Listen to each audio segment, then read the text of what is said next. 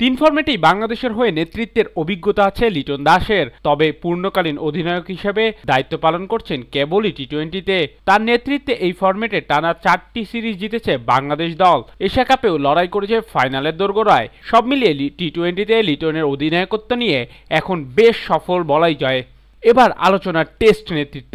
আগামী মাসে আয়ারল্যান্ডের বিপক্ষে সিরিজের আগে বাংলাদেশ ক্রিকেট বোর্ড বিসিবির নতুন টেস্ট অধিনায়ক ঘোষণা করবে, এমনটাই ইঙ্গিত দিয়েছে বিসিবি সভাপতি আমিনুল ইসলাম বুলবুল। তিনি জানিয়েছেন টেস্ট দলের নেতৃত্বে 3-4 জন সিনিয়র ক্রিকেটারদের সঙ্গে আলোচনা চলছে।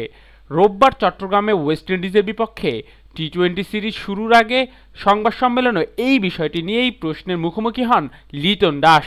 টেস্ট নেতৃত্বে আগ্রহ আছে কিনা এমন প্রশ্নে হাসি মুখেই জবাব দেন বাংলাদেশের অধিনায়ক। তিনি বলেন, খেলোয়াড় হিসেবে টেস্ট দলের নেতৃত্ব পাওয়া অনেক বড় অর্জন। আমার মনে হয় না কেউ এই সুযোগ পেলে না বলবে, তবে এখন পর্যন্ত এ বিষয়ে কিছুই জানি না। বিসিবি যদি মনে করে আমি যোগ্য, নিশ্চয়ই কথা বলবে। দেখা যাক শেষ পর্যন্ত কি সিদ্ধান্ত আসে। অতীতে একাধিকবার অন্তর্বর্তীকালীন টেস্ট নেতৃত্ব দিয়েছেন লিটন। এবার যদি স্থায়ীভাবে টেস্ট দলের নেতৃত্ব তার কাঁধে আসে, তবে সেটিই হবে তার ক্রিকেট ক্যারিয়ারের আরেকটি গুরুত্বপূর্ণ অধ্যায়।